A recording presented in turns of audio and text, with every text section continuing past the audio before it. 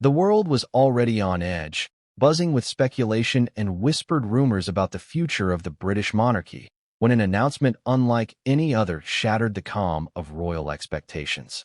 Imagine a revelation so unexpected, so electrifying, that it challenged everything you thought you knew about the centuries-old line of succession.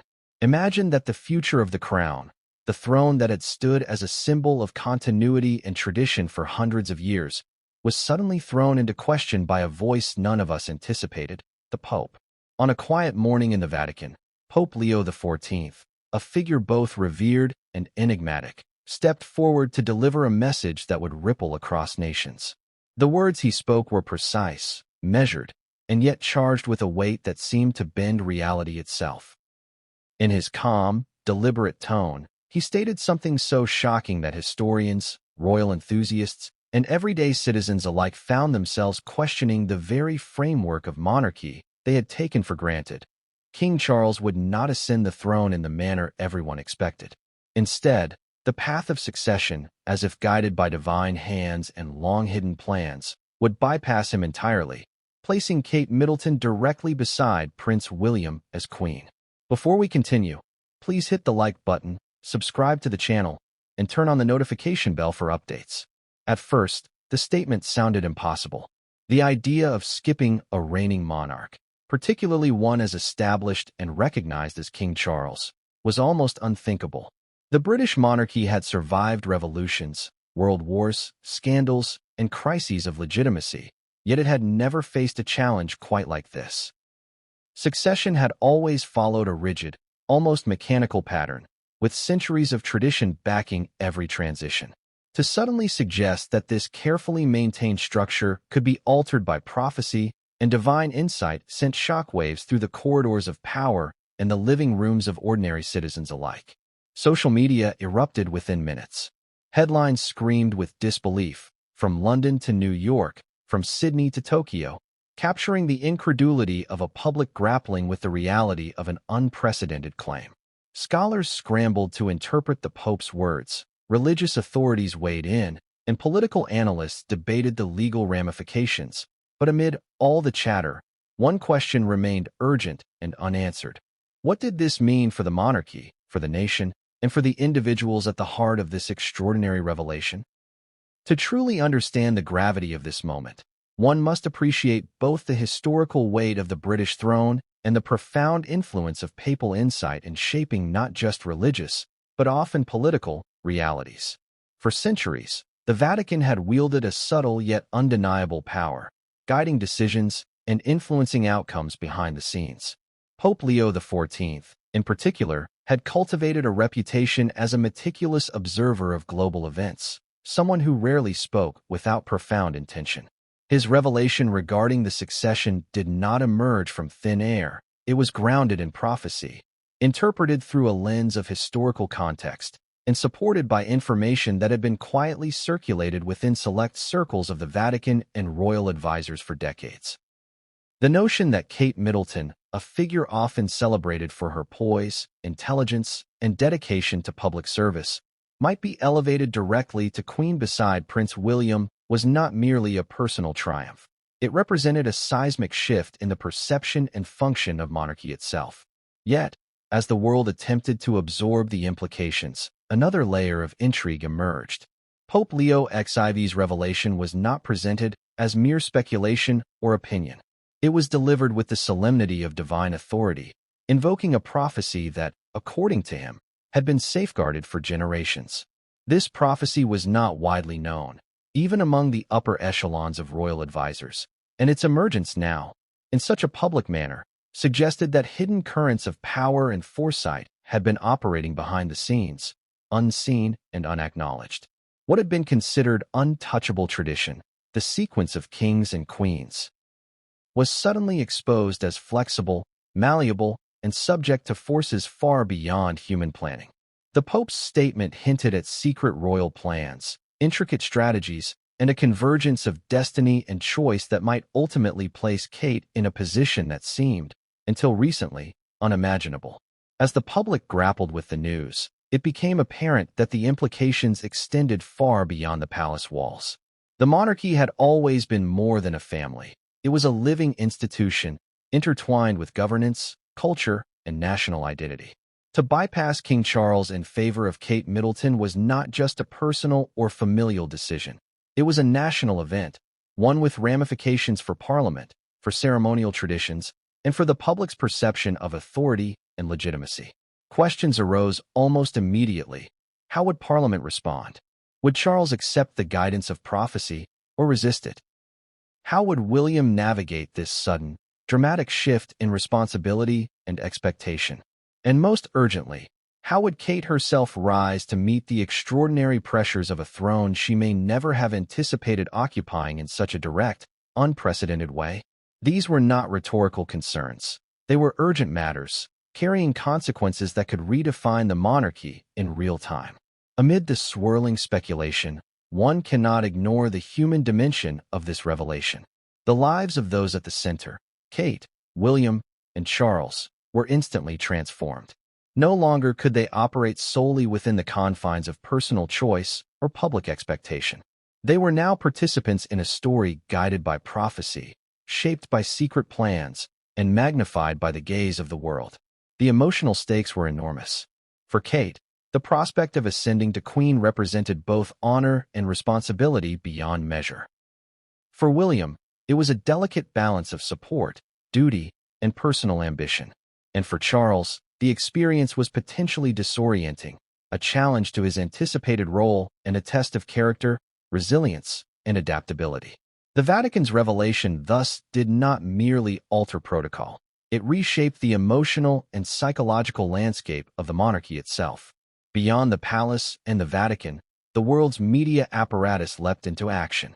Analysts dissected every word of Pope Leo XIV's announcement, tracing its historical context, verifying its authenticity, and speculating on its implications.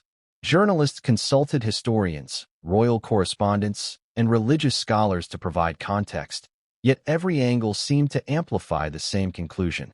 This was a moment unlike any other in modern monarchy. Public forums, social media channels, and television debates all buzzed with the same question. Could a prophecy truly override centuries of tradition? And was Kate Middleton prepared for a destiny that seemed preordained, yet simultaneously fraught with challenge? The intensity of the discourse highlighted a fascinating intersection of faith, history, and politics, a reminder that the monarchy, for all its ceremonial grandeur, remained profoundly human in its vulnerability to interpretation, perception, and belief. As the days unfolded following the Pope's revelation, subtle indicators of change began to appear. Courtiers and advisors reportedly held closed-door meetings to assess contingency plans. William was seen engaging in more visible acts of public leadership, demonstrating an awareness that his role could expand beyond what had previously been imagined. Kate herself, often portrayed in the public eye as composed and steady, was now the focal point of speculation and analysis, her every action and statement interpreted through the lens of potential queenship. Even Charles's engagements drew scrutiny, as observers sought to detect his response to the possibility of being bypassed. Every nuance, gesture, and carefully curated public appearance carried a weight that transcended ordinary expectation, signaling a monarchy in the midst of transformation, poised on the edge of an unprecedented historical moment. The significance of Pope Leo XIV's statement was magnified not only by its immediate impact, but also by the questions it raised about the nature of prophecy, tradition, and divine influence. How much of history is shaped by human decision, and how much by forces beyond comprehension? Could centuries-old customs yield to the foresight of spiritual guidance? What role does destiny play in determining who rules, and what responsibilities accompany such a divinely sanctioned path? These questions, philosophical yet intensely practical, framed a narrative that was at once gripping, controversial, and emotionally compelling. The intersection of prophecy and modern monarchy created a tension that captivated imaginations, inviting audiences to consider possibilities that were simultaneously extraordinary and believable. Even as experts and commentators attempted to contextualize the revelation, there remained an undeniable sense of suspense. The narrative was not static, it was evolving, driven by hidden agendas, the weight of centuries-old tradition, and the personal choices of those involved. Every day brought new developments, from subtle shifts in royal scheduling to nuanced public statements that hinted at alignment or resistance. The story of Pope Leo XIV's revelation was no longer merely about prophecy. It had become an unfolding drama, a high-stakes interplay of power, faith, and destiny. For viewers, the appeal was irresistible. A monarchy on the brink of transformation, a prophecy coming to life, and individuals facing choices that could alter the course of history. By the end of the introduction, the stage is set. The audience understands the gravity of the situation. Pope Leo XIV has spoken. Prophecy suggests a bypass of King Charles. Kate Middleton may ascend directly to Queen, and the world is watching as the drama unfolds. The tension is palpable, the stakes are high, and the story promises revelations, intrigue, and emotional depth that will carry the viewer through the remainder of the narrative. The introduction has not only provided context and set the scene, but has also created a sense of urgency and anticipation that primes the audience for a journey into secrets, history, and destiny that few could have imagined. The Vatican, an institution shrouded in centuries of secrecy, has always been a place where history and prophecy intersect in ways invisible to the outside world.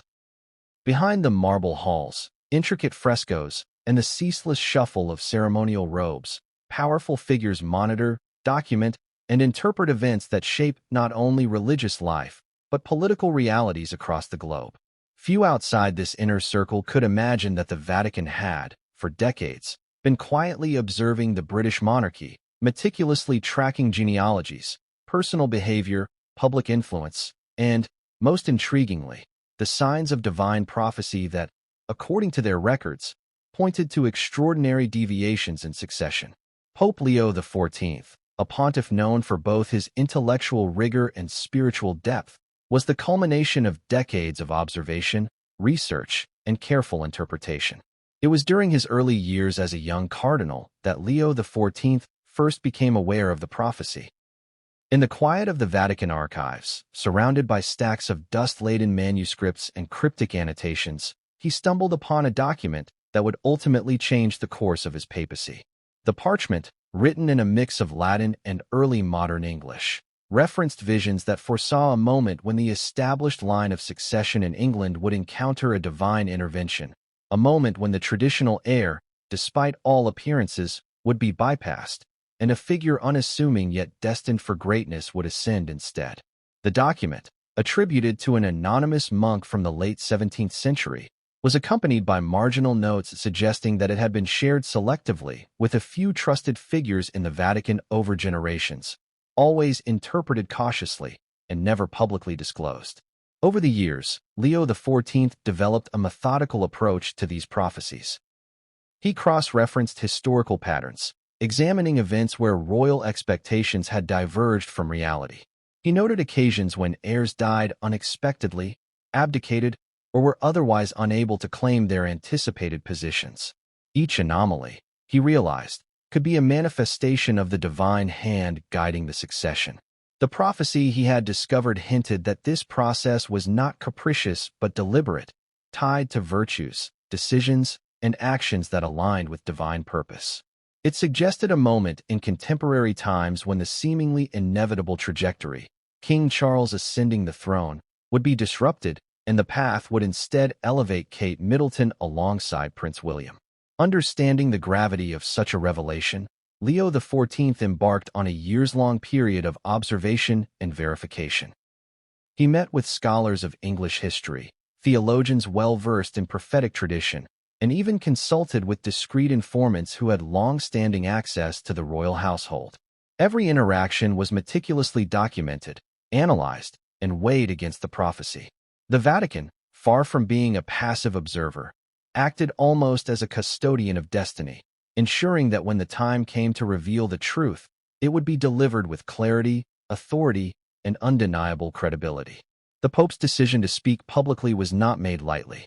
Throughout history, popes had occasionally offered guidance regarding monarchs and succession, but such pronouncements were often cloaked in diplomatic language or veiled counsel.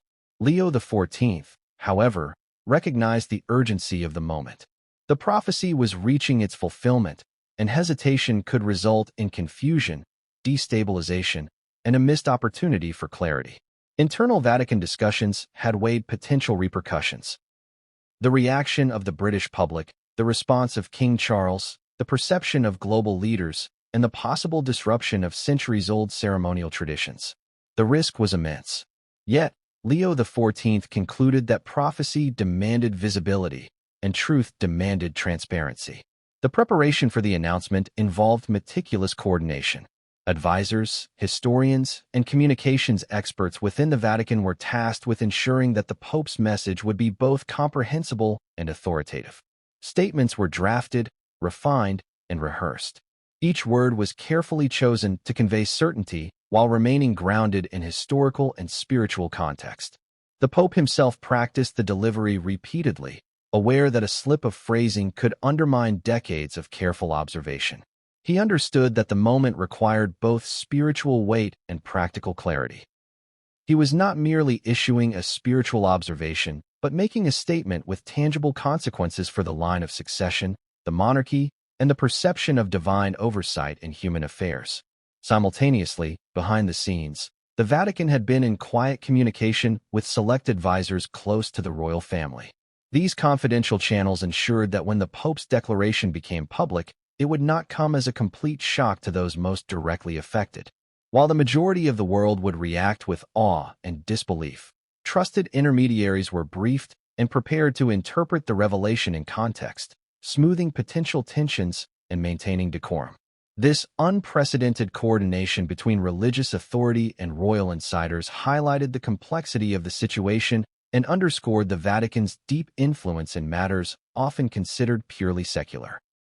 The prophecy itself, as Leo XIV interpreted it, contained several compelling elements that made Kate Middleton the designated figure to rise to queenship. First, it emphasized the alignment of character, virtue, and public service. The person chosen to bypass the traditional heir had to embody not only dignity, but also an intuitive understanding of leadership, empathy, and a capacity to connect with both the people and the institution of monarchy. Kate, through her public life, charitable endeavors, and poised demeanor, fit this vision precisely. Her public service, coupled with a reputation for careful judgment and grace under scrutiny, suggested that she possessed the qualities that the prophecy demanded. Secondly, the prophecy accounted for timing and circumstance. The alignment of events, from personal decisions to global political conditions, had reached a point where the succession could be influenced by forces beyond simple procedural continuity. Leo XIV, in studying the document, recognized that the present era, marked by social change, global scrutiny, and heightened expectations for transparency, was uniquely suited for this intervention. In other words, the prophecy was not just a prediction, it was a blueprint for action, contingent on precise timing and the emergence of particular individuals whose lives and choices aligned with divine purpose. Third, the prophecy underscored the notion of harmony between monarchy and public sentiment. Unlike earlier eras, when royal authority was largely unquestioned, modern times demanded legitimacy grounded in both tradition and public trust. Kate's ability to resonate with the public, to represent stability and relatability, made her uniquely suited to fulfill this role. The Pope observed that her assent would not only honor the spiritual guidance of the prophecy, but also secure a monarchy in harmony with contemporary values and expectations, ensuring continuity without alienating the population or eroding confidence in the institution. By the time Pope Leo XIV prepared for his historic revelation, the pieces were meticulously aligned. Historical precedent, prophetic insight, royal conduct, and global context all pointed toward a moment of unprecedented clarity. The stage was set for a declaration that would reverberate across centuries and continents. The monarchy as the world knew it would witness a shift, subtle yet profound, elevating Kate Middleton to a role heretofore reserved for a singular, expected heir. In delivering this message, the Pope was not merely sharing insight. He was orchestrating an intersection of destiny, history, and duty, a convergence designed to ensure the stability, relevance, and sanctity of the crown for generations to come. The anticipation surrounding the announcement was palpable even before the words were spoken. Vatican staff, the press, and royal watchers across the globe sensed that a defining moment was imminent. The Pope's previous communications had hinted at significant developments, yet none had prepared the world for the magnitude of this revelation. In those quiet hours before the public statement, the Vatican resembled a theater of tension, where every gesture, whisper, and ceremonial preparation carried meaning. And then, in a voice measured, calm, and resonant with conviction, Pope Leo XIV spoke the words that would redefine modern monarchy. The announcement from the Vatican sent shockwaves through the corridors of Buckingham Palace. For decades, the palace had operated under a carefully orchestrated rhythm. Public appearances, private council, and the unspoken hierarchy of succession. King Charles, long groomed and prepared for the crown, had expected that his day of ascension would proceed without disruption, guided by centuries of tradition and ceremonial precedent. Yet, the words of Pope Leo XIV disrupted not only expectation but the very foundation of royal certainty.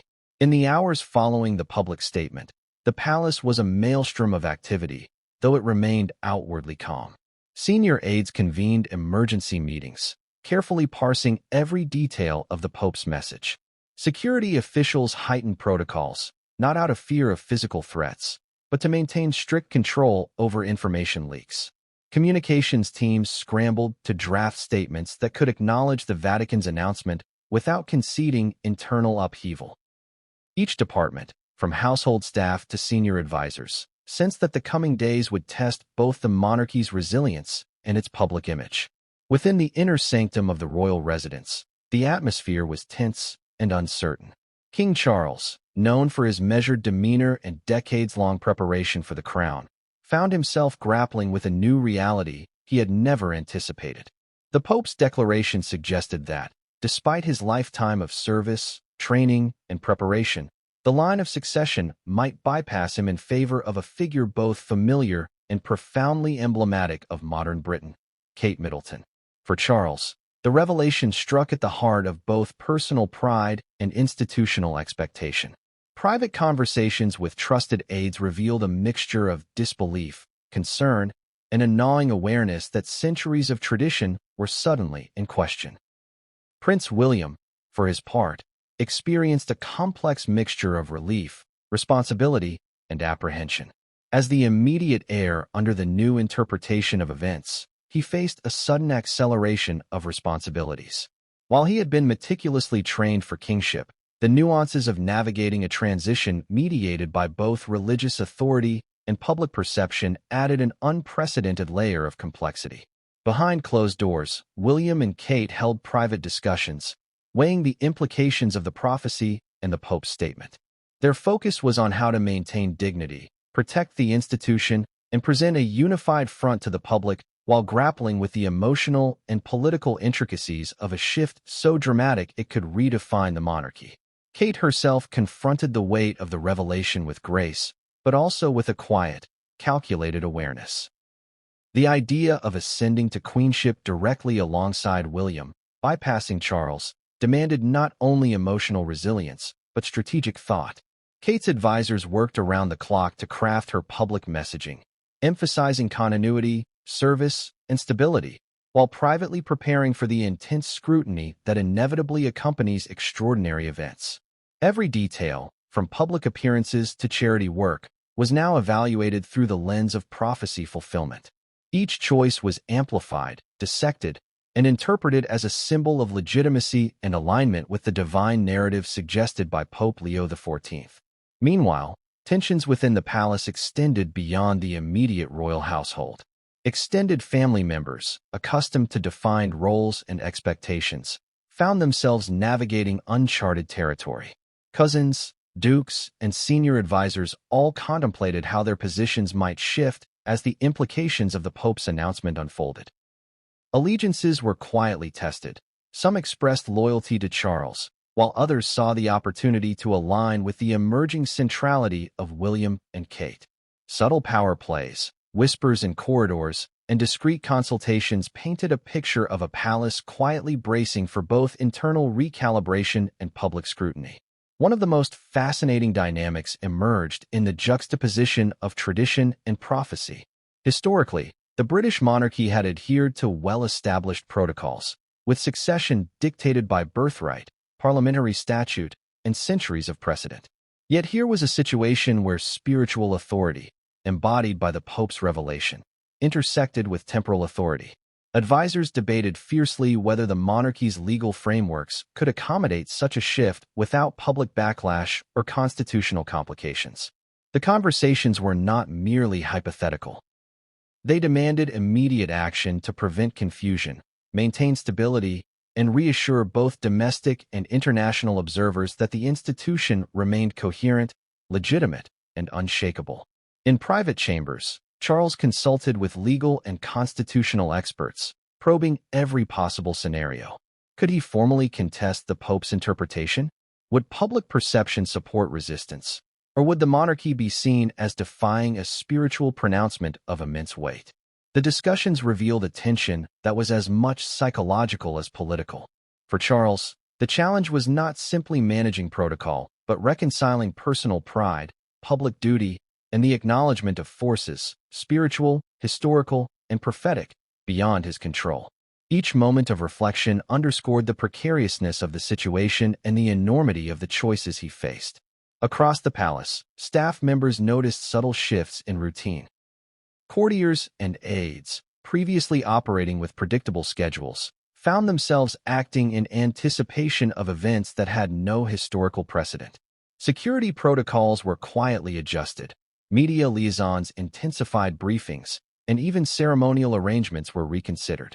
The palace had always been a hub of tradition and formality, but now it resembled the nerve center of a complex operation, managing not only the public dissemination of information, but also the internal dynamics of a family navigating a transition that defied centuries of expectation.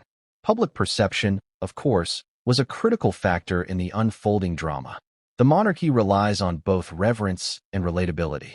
Any sign of discord, confusion, or instability could ripple through the media, eroding confidence and diminishing influence. Advisors recognized that every statement, gesture, and appearance must convey both continuity and legitimacy. Kate's role was especially delicate. She had to embody poise and empathy, symbolizing the harmonious alignment of prophecy, public service, and royal duty. The Pope's revelation, while spiritually significant, required translation into a narrative that the public could understand, trust, and accept.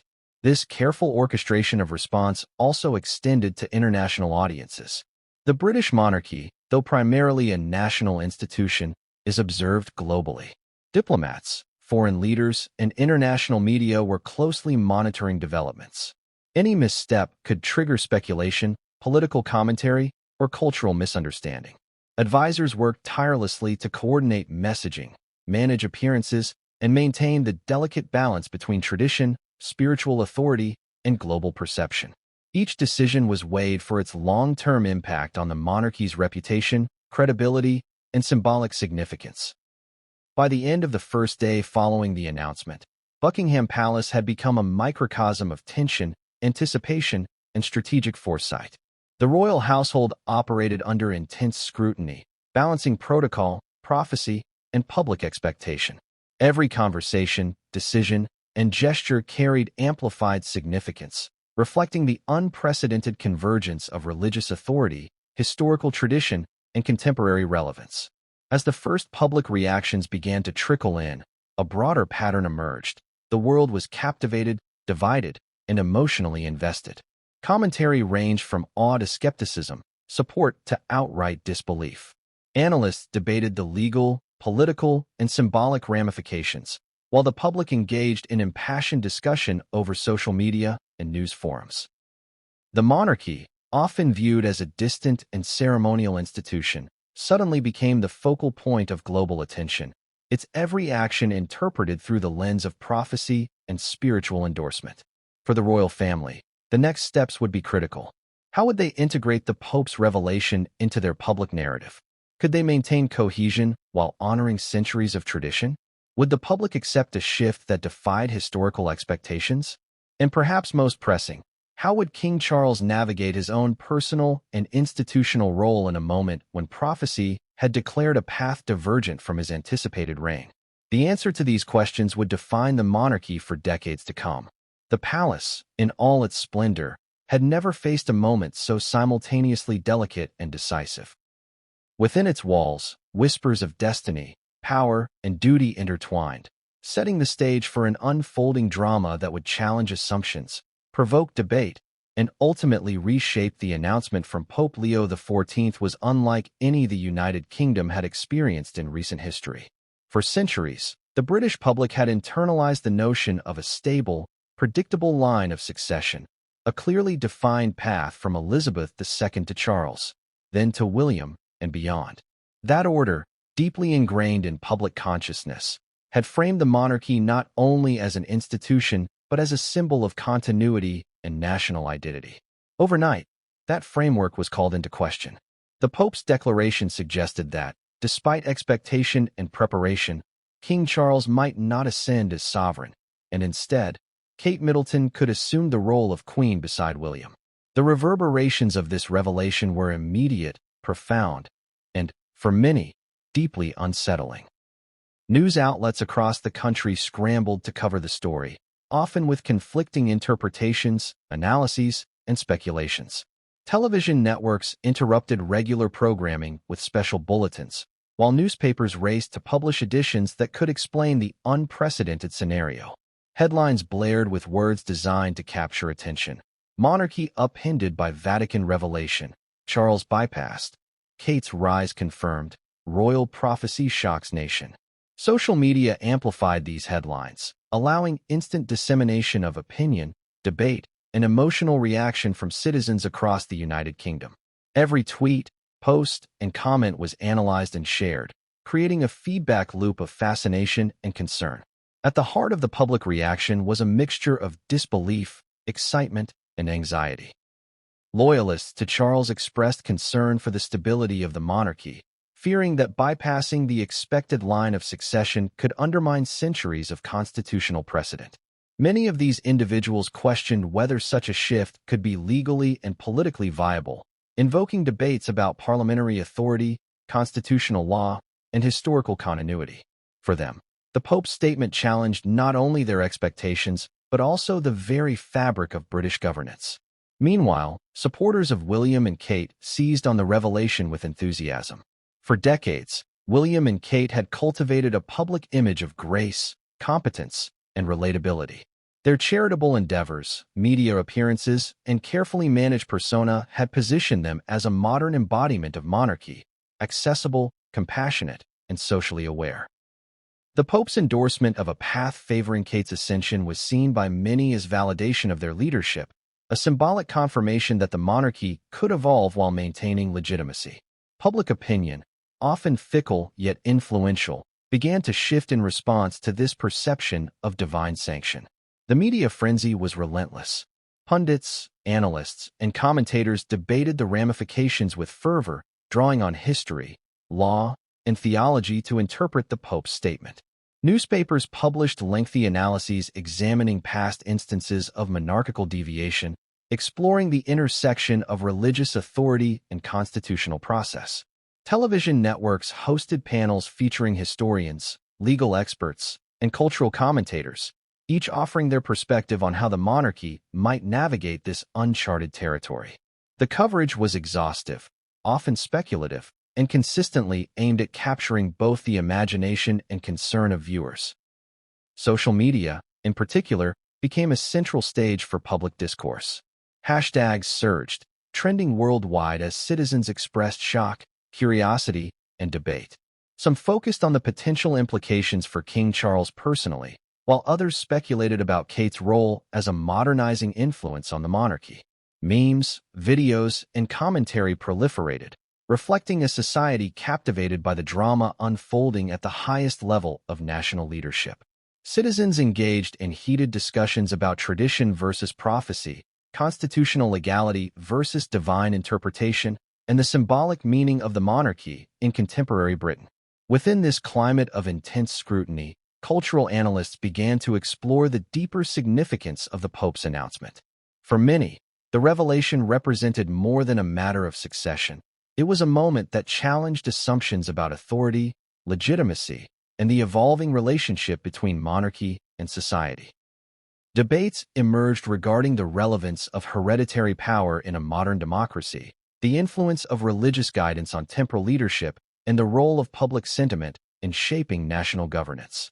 In essence, the conversation had expanded beyond royal gossip, touching on the philosophical and cultural foundations of British identity itself. Religious scholars also weighed in, offering interpretations of Pope Leo XIV's message within a broader theological context. Some emphasized the historical precedent for papal guidance influencing monarchies, drawing parallels to instances where spiritual authority shaped political outcomes in European history. Others cautioned against overinterpretation, suggesting that while the statement carried symbolic weight, the practical implementation of succession laws remained under parliamentary jurisdiction. These perspectives added layers of complexity to public understanding, blending reverence, skepticism, and intellectual curiosity in equal measure. The political implications were equally significant. Parliament, though not directly involved in day-to-day royal decision-making, became a focal point for speculation. Lawmakers and political commentators debated whether legislative adjustments would be required to accommodate any deviation from the anticipated succession order. Questions arose about constitutional authority, the role of the Church of England in mediating royal matters, and the potential consequences for public trust in both the monarchy and governmental institutions. In this way, the Pope's revelation catalyzed not only cultural discourse but also political and legal debate, demonstrating the multidimensional impact of the announcement. Public opinion surveys conducted in the immediate aftermath revealed fascinating trends. A notable segment of the population expressed support for Kate's potential queenship, citing her poise, charitable work, and perceived relatability. Conversely, loyalists to King Charles voiced apprehension about undermining traditional succession, emphasizing the importance of continuity and the risks of public confusion. These competing narratives created a dynamic tension in the collective consciousness of the nation, illustrating the emotional and psychological stakes intertwined with what might otherwise be viewed as a procedural matter. Even international observers paid close attention. Monarchies and governments around the world monitored the situation with interest, recognizing the potential precedent and symbolic resonance. Cultural media outlets in Europe, the United States, and beyond analyzed the unfolding events, drawing parallels to historical shifts, discussing implications for diplomacy, and speculating on the broader influence of papal pronouncements on global political culture. The story had transcended national borders, becoming a global spectacle of tradition, prophecy, and the negotiation between personal and institutional authority. The public response also manifested in everyday life. Citizens gathered in public squares, outside Buckingham Palace, and in front of major media outlets, holding discussions, debates, and informal assemblies. Community conversations revolved around the implications for national identity, leadership, and the evolving role of the monarchy in a society increasingly influenced by media, technology, and cultural transformation. For many, the Pope's statement became a lens through which to examine personal beliefs, historical knowledge, and the intersection of tradition and modernity. Amid the frenzy, the palace recognized the urgent need to manage both perception and reality. Strategic communications teams worked to craft messages that could reassure the public while navigating the complexities of prophecy, tradition, and constitutional legality. Press releases, televised statements, and controlled appearances were meticulously planned to convey stability, respect for spiritual guidance, and a commitment to continuity. Every word, gesture, and public interaction was evaluated for its potential to influence both national sentiment and international perception. As days turned into weeks, the public discourse evolved from shock to sustained engagement. Analysts documented emerging patterns of opinion, noting shifts in perception based on new information, royal appearances, and commentary from experts. Social media trends reflected a growing fascination with the symbolic aspects of Kate's potential rise, the prophetic narrative, and the interplay between spiritual authority and secular governance. In classrooms, offices, and homes across the nation, conversations about monarchy, legitimacy, and destiny became increasingly common, illustrating the profound impact of a single revelation on the cultural fabric of the United Kingdom. By the end of this initial period, it was clear that the Pope's announcement had catalyzed a transformation in public consciousness. The monarchy, once a symbol of predictable continuity, had become a site of debate, speculation, and reflection. Citizens, media, and international observers alike were engaged in an ongoing dialogue about the implications for leadership, identity, and the intersection of history and destiny. The revelation that Kate Middleton might ascend directly to queenship beside William, bypassing Charles, had reshaped expectations, challenged assumptions, and opened the door to a new era of discourse regarding monarchy, authority, and national narrative. For King Charles, the news delivered by Pope Leo XIV was nothing short of a seismic shock. The announcement that he might be bypassed in the line of succession and that Kate Middleton could ascend directly to queenship beside his son William did not simply challenge expectation. It undermined decades of preparation, personal ambition, and public service. For years, Charles had been groomed, meticulously preparing for the moment he would ascend the throne. Advisors, courtiers, and family members had long assumed that the path was clear. The next chapter of the monarchy was his to claim. And yet, within a matter of hours, the foundation of that expectation seemed to crumble. The initial reaction, confined to the private halls of Clarence House, was a complex mixture of disbelief, frustration, and cautious contemplation. Charles, always known for his measured temperament, found himself confronting questions he had never anticipated. Could a papal pronouncement truly influence the course of succession in a modern constitutional monarchy? Did divine prophecy carry weight in a nation where Parliament held ultimate authority? How would public perception respond? And could the palace manage the inevitable media storm? These questions swirled in his mind, each more pressing than the last. His first step was to convene an emergency meeting with his closest advisors. The inner circle included senior palace officials, constitutional lawyers, and trusted confidants who had guided him through decades of ceremonial, diplomatic, and personal decisions. The room was tense, each participant acutely aware that they were navigating uncharted territory. The discussion began cautiously, with advisors outlining the legal framework for succession and exploring potential pathways to reinforce Charles's claim. Yet even the most seasoned experts acknowledged the unprecedented nature of the situation. No one had ever faced a scenario where spiritual authority appeared to intersect so directly with royal tradition. The conversations were punctuated by intense debate. Some advisors argued for a public relations approach, emphasizing the importance of framing the message to maintain national confidence. They highlighted Charles's decades of charitable work, public service, and commitment to environmental advocacy as evidence of his suitability to rule. Others stressed constitutional procedure, noting that the monarchy could not operate outside the law, regardless of prophetic statements. The interplay of these perspectives created a delicate balancing act. Charles needed to assert authority without appearing dismissive of religious influence, all while managing public perception. Meanwhile, the private toll on Charles was palpable. Those closest to him observed signs of emotional strain. Long hours of solitary reflection, moments of quiet frustration, and the occasional tension-filled meeting where even minor disagreements seemed amplified. Family members, including senior royals, were drawn into the vortex of uncertainty, navigating the tension between loyalty, pragmatism, and personal interest.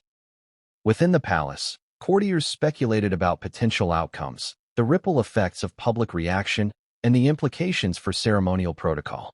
In essence, every corner of royal life became charged with anticipation and apprehension. The king's personal reflection was equally intense. Charles, a man steeped in history, tradition, and symbolism, wrestled with the notion that his destiny might be influenced by forces outside his control. He contemplated the legacy of his mother, Queen Elizabeth II, whose reign had epitomized continuity and stability, and pondered how any deviation might affect the perception of the monarchy as an enduring institution. He considered the perspective of the public, the press, and international observers, realizing that every action he took, or failed to take, would be scrutinized in a way that could define his legacy for generations. Charles's advisors proposed a series of strategic communications measures. Public statements were drafted and revised repeatedly, emphasizing respect for tradition, acknowledgement of spiritual guidance, and a commitment to constitutional propriety. Messages were carefully crafted to project calm, confidence, and a sense of measured authority. Every phrase was analyzed for tone, implication, and potential public reaction. The palace recognized that in this digital era, every word, gesture, and appearance could be amplified globally within minutes, magnifying both praise and criticism. Behind the scenes, Charles sought counsel from senior members of the Church of England, who occupied a unique position bridging religious and governmental spheres. Discussions explored the implications of papal statements, historical precedent, and potential theological interpretations.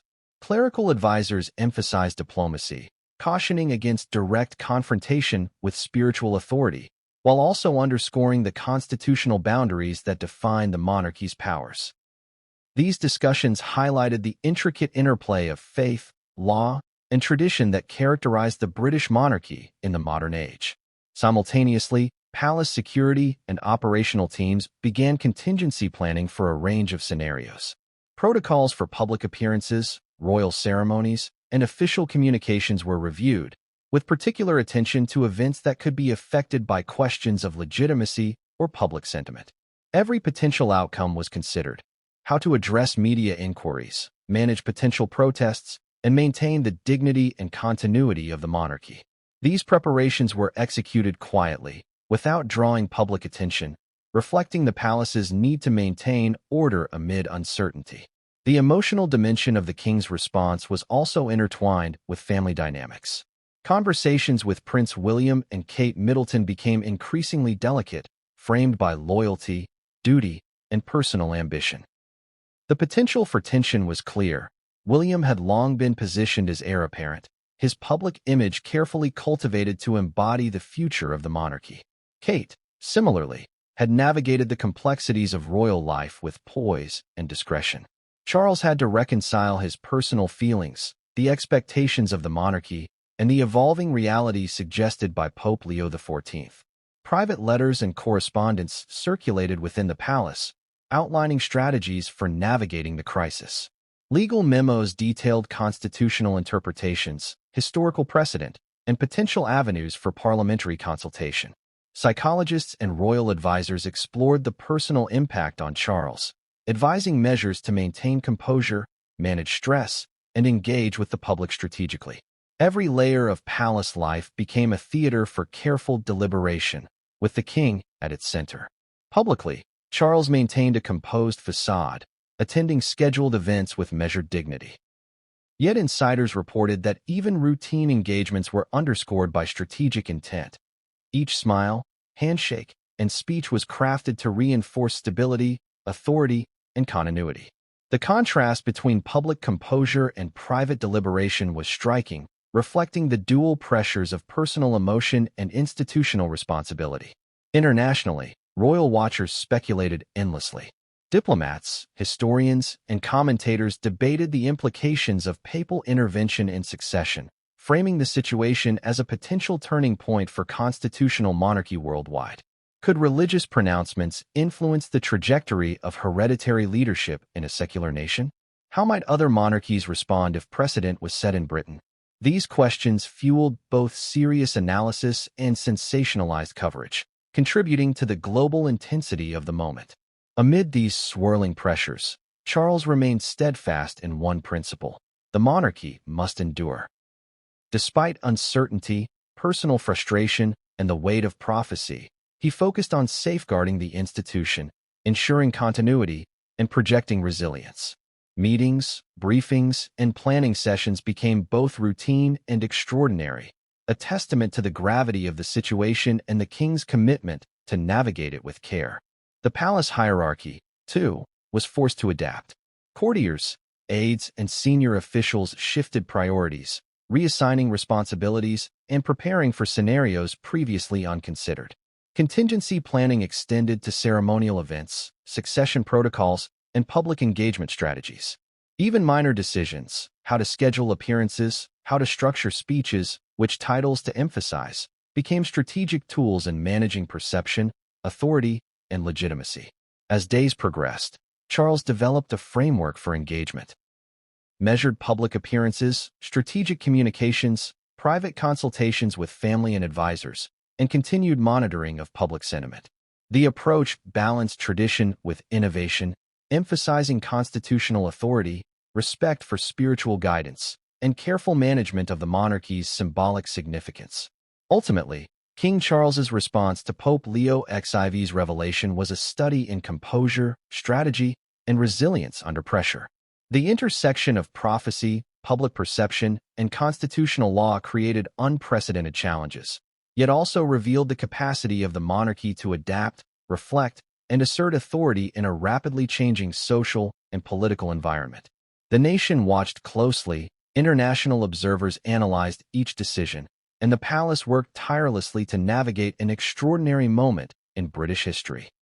Kate Middleton, known to the public as the poised and composed Duchess of Cambridge, found herself facing news that few could have imagined. Pope Leo XIV's declaration that divine prophecy and hidden royal plans could result in her ascending directly to queenship beside William, bypassing King Charles, was not only shocking in its content, but seismic in its personal implications.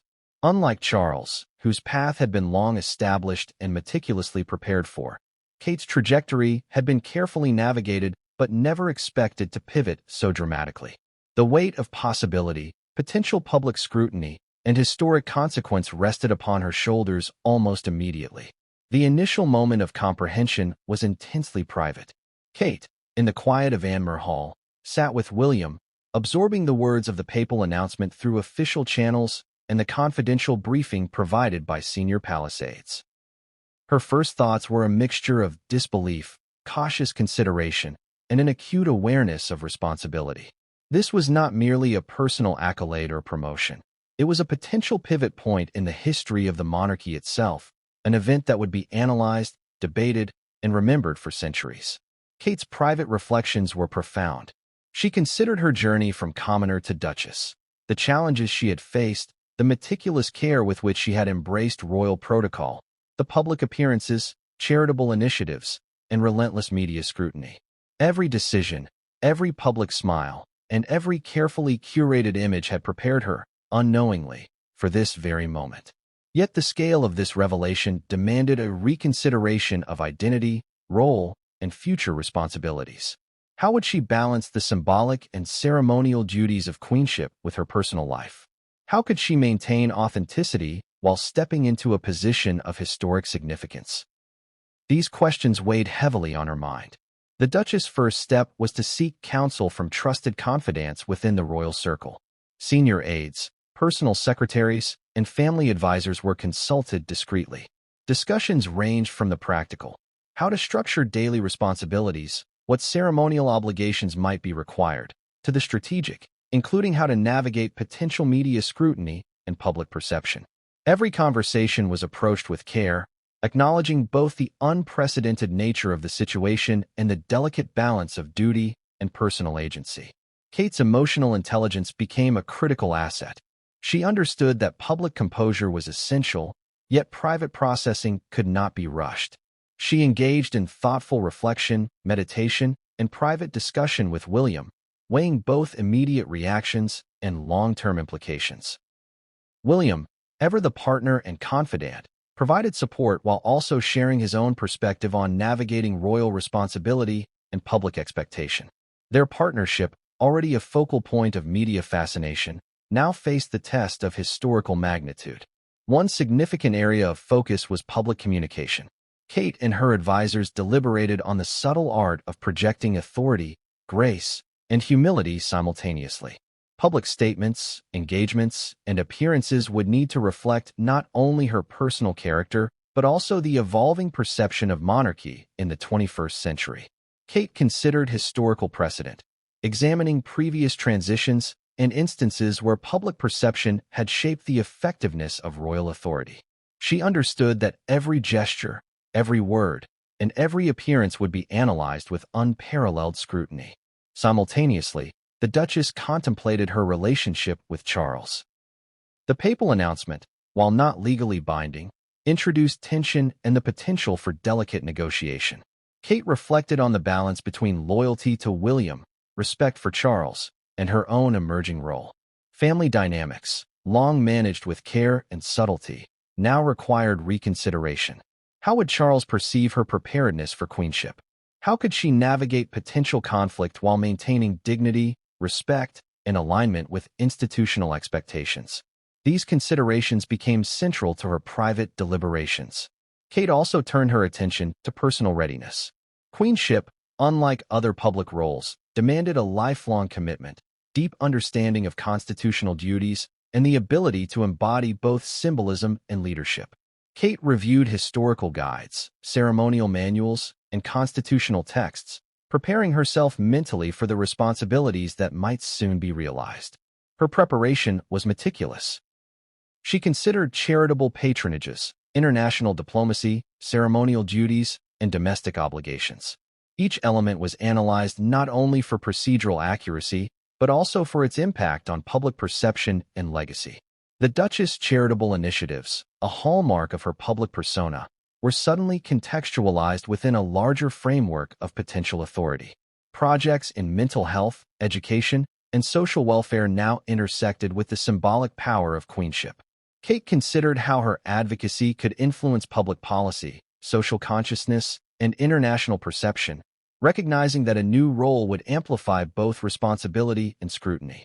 Each initiative was reconsidered through the lens of historical significance and long-term impact, ensuring that her voice would resonate with authenticity and gravitas. The anticipation of public reaction became another dimension of her preparation.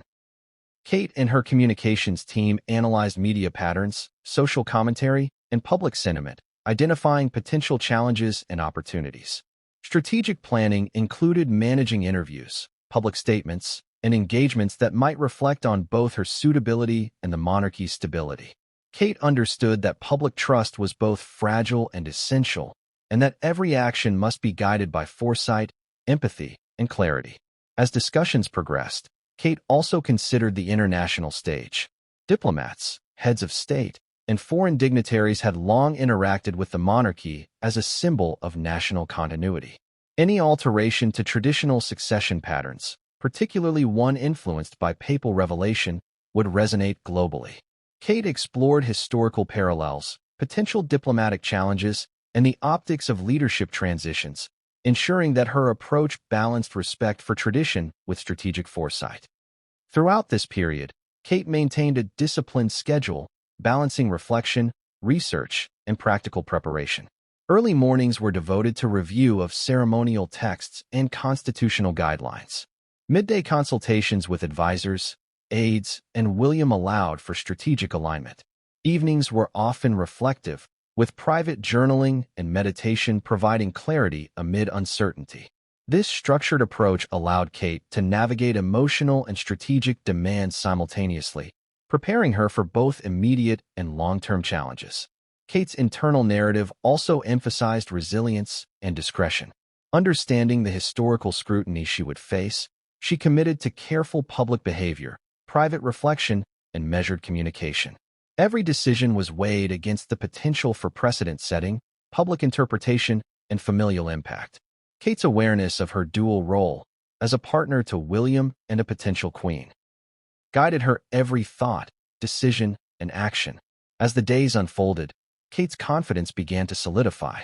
What initially seemed overwhelming gradually transformed into a framework for action. Careful preparation, strategic communication, and measured engagement with both public and family. She developed a vision of queenship rooted in service, empathy, and historical awareness, balancing the ceremonial grandeur of monarchy with a pragmatic understanding of modern leadership. Private moments with William underscored the personal dimension of her journey. Conversations ranged from shared excitement to candid assessment of challenges, emphasizing partnership, mutual support, and alignment of vision. William's encouragement, combined with Kate's meticulous preparation, fostered a sense of readiness that transcended initial surprise or doubt.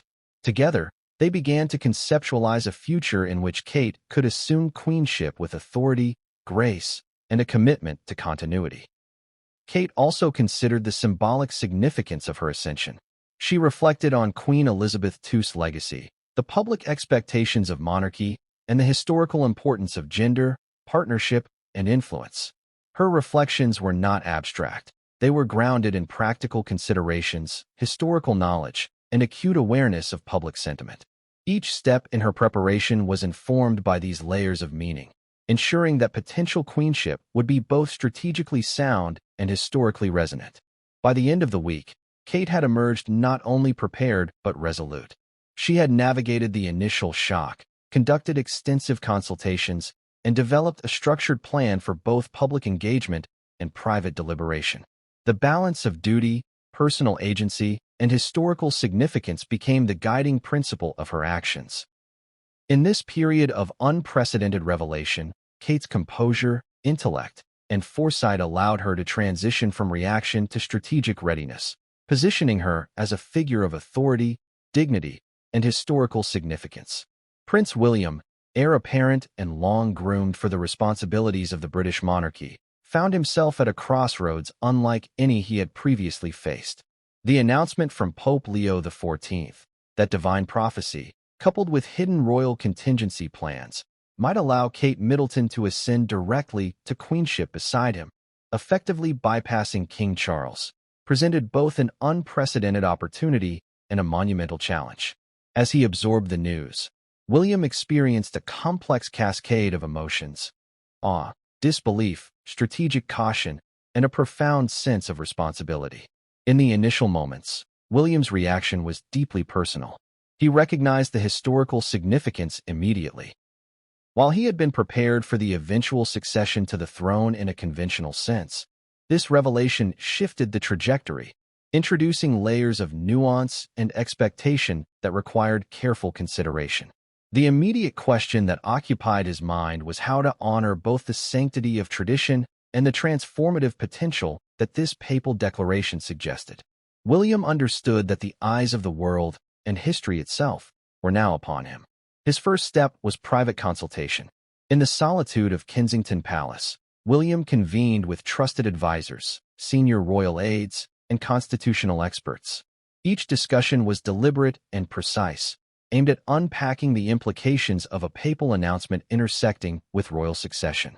What authority did the Pope's declaration carry in the legal and constitutional framework of the United Kingdom? How would the public interpret such an unprecedented scenario? What strategies could ensure a seamless transition while maintaining institutional stability? These questions demanded measured, informed responses. William's partnership with Kate became the cornerstone of his deliberations. Recognizing that the papal revelation was as much about her role as his, William approached every conversation with empathy, respect, and collaborative intent. Together, they reviewed historical precedents where monarchy faced extraordinary circumstances, analyzing both successes and failures. They examined public sentiment, historical documents, and constitutional provisions to anticipate potential challenges. This process was not merely intellectual, it was profoundly relational, reinforcing the trust, alignment, and shared vision that had long defined their partnership.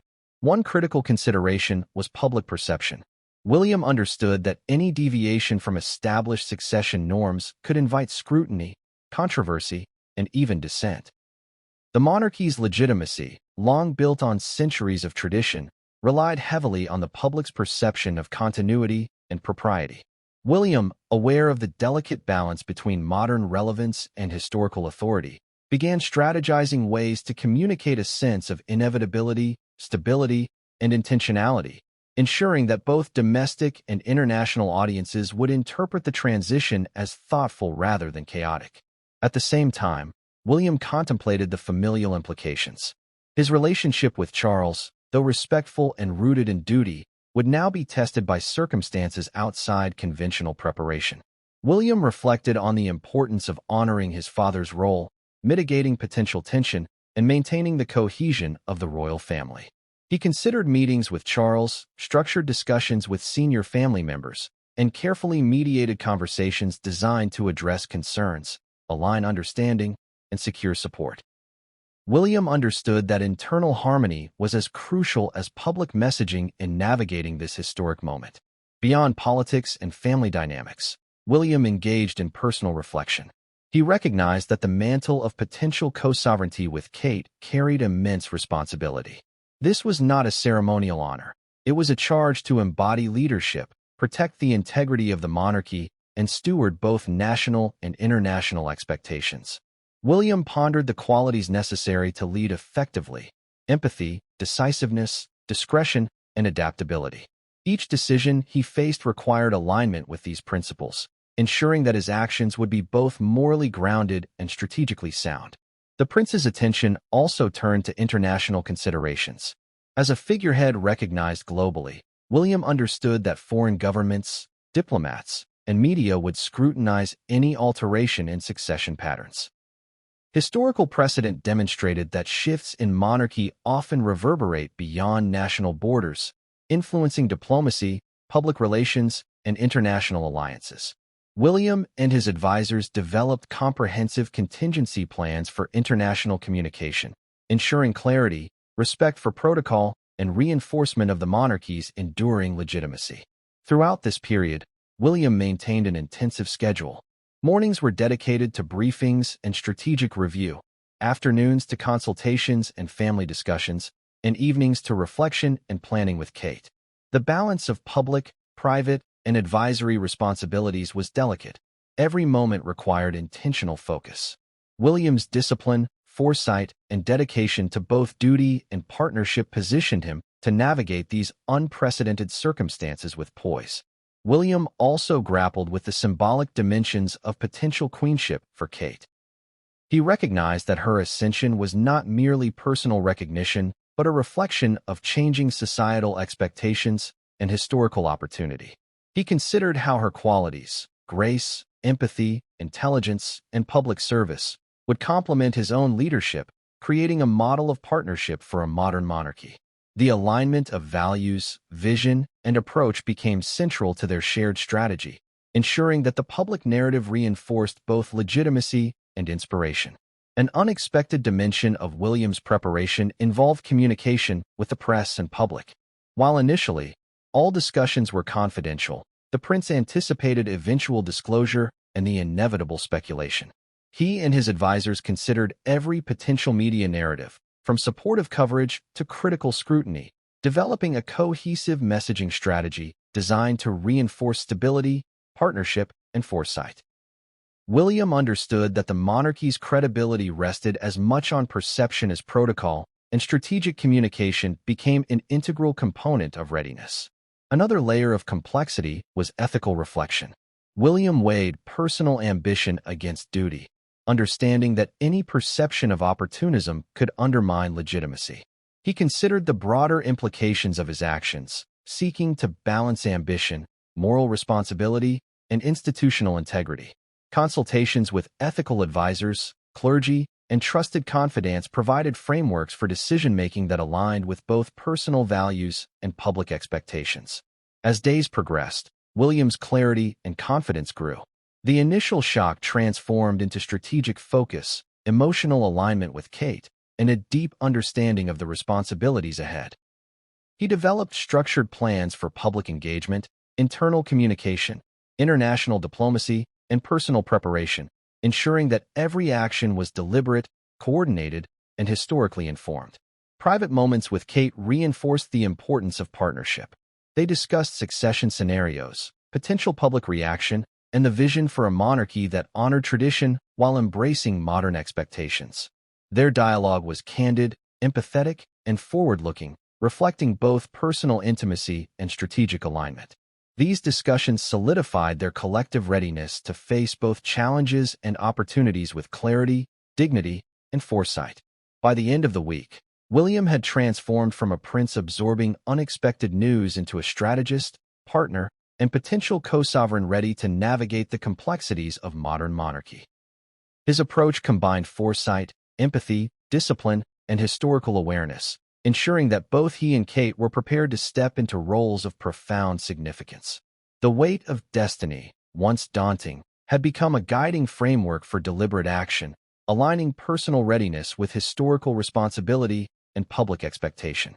For Kate Middleton, The news delivered by Pope Leo XIV was nothing short of transformative. The revelation that she could ascend directly to queenship beside William, bypassing King Charles, upended not only the conventional trajectory of royal succession, but also her understanding of her personal and public life. In those first moments of absorbing the weight of the papal declaration, Kate experienced a torrent of emotions: disbelief, curiosity, cautious excitement, and a profound sense of responsibility. Unlike any other member of the royal family, she now faced the prospect of stepping into a role that would define both her personal identity and her public legacy. Kate's initial reaction was intensely private. In the quiet of her residence at Kensington Palace, she allowed herself to process the implications fully. This was more than a ceremonial opportunity. It was a historic moment with far-reaching consequences. Her thoughts raced through every dimension of her life: family, public perception, historical significance, and personal capability. She reflected on her journey, from commoner to duchess, and realized that her path had prepared her for this unprecedented moment in history. Every public engagement, charitable initiative, and royal duty she had performed now carried a new layer of significance, forming a foundation upon which she could build her queenship. One of Kate's first priorities was self-preparation. Recognizing that the role of a queen required not only public poise but deep understanding of governance, protocol, and diplomacy, she immersed herself in intensive study. She reviewed historical records of previous queens, noting both their successes and the pitfalls they encountered. She analyzed how queens had balanced public expectation with personal conviction, and how they had maintained authority while navigating complex family and political dynamics. These lessons provided a framework for Kate to envision a queenship that honored tradition yet embraced the possibilities of modern leadership. Kate also focused on her public image. She understood that her ascension, unprecedented as it was, would attract intense scrutiny from media, historians, and the general public. Every gesture, every statement, every appearance would be dissected and analyzed. To prepare, she worked closely with advisors on strategic communication, learning to convey authority, empathy, and accessibility simultaneously. Her goal was to embody the ideal of a modern monarch who could inspire confidence, respect, and loyalty while remaining relatable to the citizens she would serve. An essential component of Kate's preparation involved her partnership with William. Their private discussions, which had always been candid and strategic, now took on heightened importance. Together, they outlined a shared vision for the monarchy, ensuring alignment on principles, priorities, and public presentation. Kate emphasized the importance of collaboration, recognizing that her queenship would be intertwined with William's kingship and that mutual support, clarity of purpose, and coordinated messaging would be crucial to their success. Kate's focus extended to ceremonial responsibilities. She familiarized herself with the intricate protocols, traditions, and expectations of queenship. This included mastering the nuances of state ceremonies, diplomatic receptions, and charitable patronages. She practiced public speaking, fine-tuned her engagement strategies, and developed frameworks for addressing audiences ranging from local communities to international dignitaries. Her meticulous preparation reflected an understanding that ceremonial excellence was both a demonstration of authority and a means of fostering public trust and admiration. Charity work and public service became central to Kate's strategy. Recognizing that modern queenship required a visible commitment to societal issues, she intensified her engagement with existing initiatives while identifying new areas of focus. Her approach was deeply personal. She sought causes that resonated with her own experiences, values, and vision for the nation. By prioritizing initiatives related to mental health, education, and community support, Kate aimed to establish a legacy of meaningful impact that would complement her ceremonial duties and reinforce her public credibility. Kate also confronted the emotional and relational dimensions of her impending role. She reflected on her relationship with King Charles, understanding the delicacy required in navigating familial expectations while embracing an unprecedented path to queenship. She anticipated potential tension or criticism from family members, advisors, and the public, and prepared strategies for maintaining both dignity and harmony.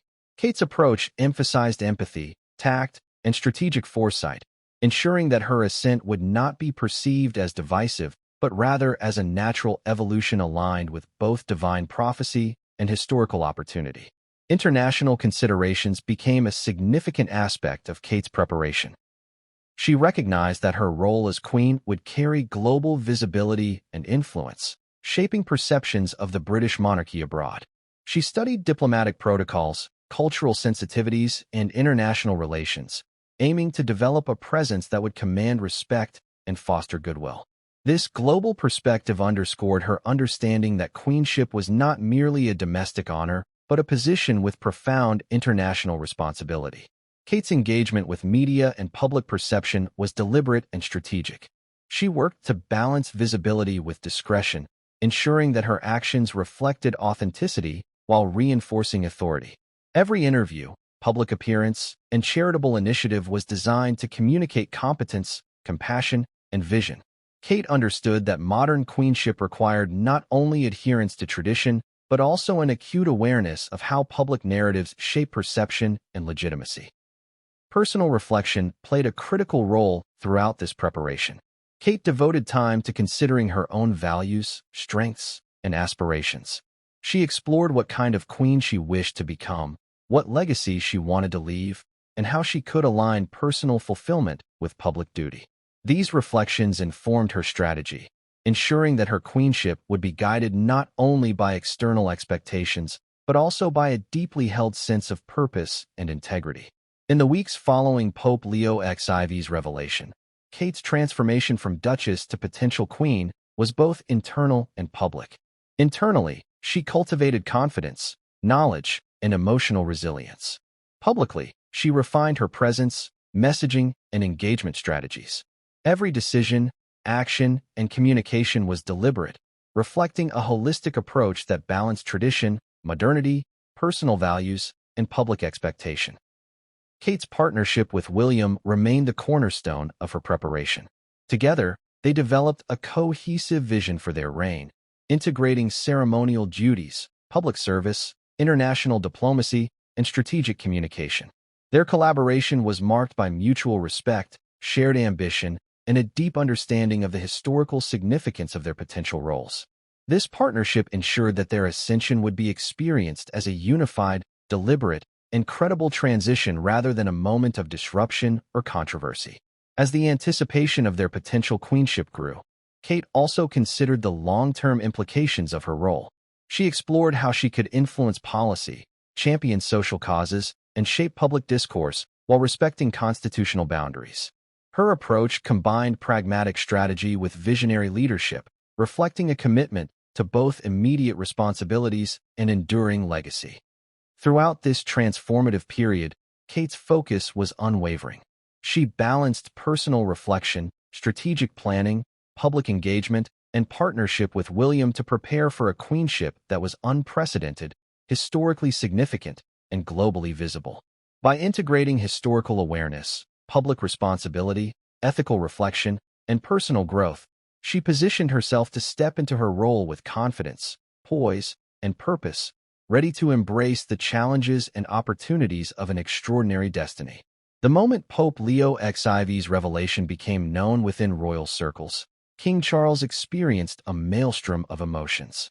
Years of meticulous preparation, decades of expectation, and a lifelong trajectory toward kingship were suddenly challenged by the assertion that he might never formally ascend the throne in the traditional sense. The news was unprecedented. The crown would skip over him entirely, moving directly to William and Kate. For a monarch in waiting accustomed to centuries of tradition and personal ambition, this represented not only a professional upheaval, but a profound personal reckoning. Charles's initial response was private and introspective. Alone in his study at Clarence House, he considered the implications in meticulous detail. He had long believed in the inevitability of his kingship, shaped by both constitutional precedent and familial expectation. To confront the possibility of being bypassed was to confront the fragility of human ambition itself. The revelation challenged not only his public role, but also his understanding of legacy, identity, and purpose. Every decision, every alliance, and every public statement he had made over the decades now carried a different context, a context in which his authority could be questioned and his influence redefined. The emotional weight of the news was considerable. Charles experienced a blend of disbelief, frustration, and sorrow. He had devoted a lifetime to preparing for kingship, mastering protocols, engaging in diplomacy, and cultivating relationships both within the United Kingdom and across the Commonwealth. Now, the prospect of a new order, bypassing him entirely, demanded an extraordinary degree of emotional resilience. Despite the personal challenge, Charles understood that outward composure was crucial. As the future face of the monarchy, whether as king or as a symbolic elder statesman, his response would be scrutinized by the media, political figures, and global audiences alike. Strategically, Charles's mind shifted into overdrive. He began analyzing potential responses, both public and private, to the unprecedented revelation. Should he contest the papal decree, invoking historical precedent and constitutional authority? Or should he embrace a more measured, conciliatory approach, preserving familial unity and public confidence? Each option carried significant consequences. Engaging in confrontation risked public backlash and institutional instability, while acquiescence could be perceived as weakness or resignation. Charles knew that his choices would reverberate far beyond the walls of the palace, influencing public perception of the monarchy, its legitimacy, and its relevance in a rapidly evolving world. Consultations with trusted advisors were immediate and intensive. Legal experts, constitutional scholars, and senior royal officials were convened to assess the ramifications of the papal declaration. Charles sought clarity on whether the Pope's revelation, framed as divine prophecy and informed by hidden royal plans, held binding influence over the monarchy's succession or merely carried symbolic weight. These discussions were rigorous and exhaustive, reflecting the stakes involved. Charles examined historical cases, both domestic and international, where monarchs had faced unexpected challenges to succession, drawing parallels and identifying potential strategies for mitigating risk. Public image management became another crucial focus. Charles understood that media narratives could shape public perception in ways that might undermine both his authority and the monarchy's credibility. He convened communications experts to develop messaging strategies that could balance dignity, restraint, and forward-looking vision.